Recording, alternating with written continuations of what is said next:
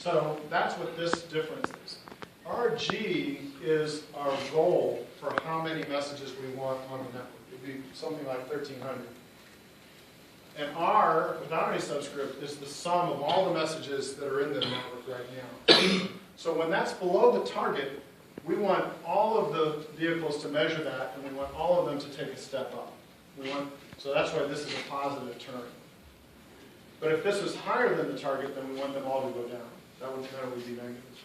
Beta here is just going to say how big a step we're taking. And alpha here is helping us to converge together, even if two vehicles started off with message rates that were different levels, they will converge together for what we call fairness. So that's in a nutshell the Limerick algorithm, and that's probably as much as most of you would want to know about it. Let me just skip some math and show you. This is a simulation result. So what this simulation is showing is a case where we had 180 vehicles. They're all running this Limerick algorithm. They all have the ability to sense the channel load. And we're showing, as a function of time, what 4 of them, what their message rate are doing. And we chose to initiate those 4 to different values because we wanted to show you that irrespective of where the initial values are, they'll come together. And in fact, they do. So in this particular case, 5 messages per second turns out to be the optimal value given the goal that we set for channel load, and given that we have 180. If we had more than 180, then they would have converged, but to a lower value. And if it was higher, they would have converged, but to a higher value. Similarly, if we set the target goal a little bit different, then this would have gone up and down.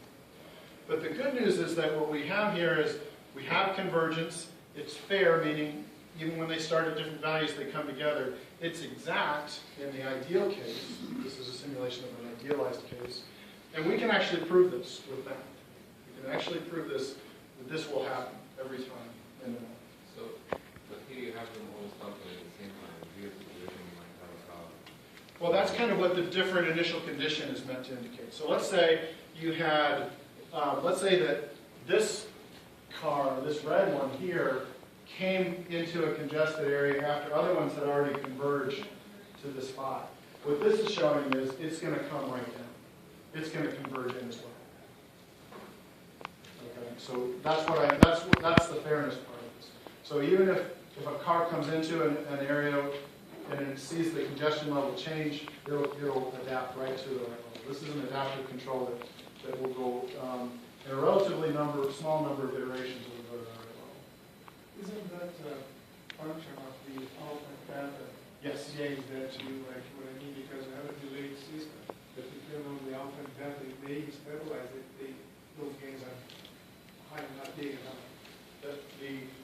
So alpha and beta determine a couple of things. They determine how fast it converges. They also determine if it converges. So I skipped over that. There's a stability criteria in here based on alpha and beta that when that's true, it will converge like this. We also have what we call a gain saturation mechanism. This is getting more deep than most people care about to handle the case when this isn't. Anything needs to be synchronized. Pardon me? Anything needs to be synchronized. Is it the installations? This is a case where they are synchronized, but it actually helps them to not be synchronized. If you have them adapt in an asynchronous way, in what we call a sequential way, then the stability is actually relaxed. Because they're not, if you think about it, they're not all moving at the same time, so you're not getting the whole thrust that would lead you to an instant instability. They have a chance to react to each other. So that can actually, but despite that, we do tend to operate in a synchronous way. So I'm going to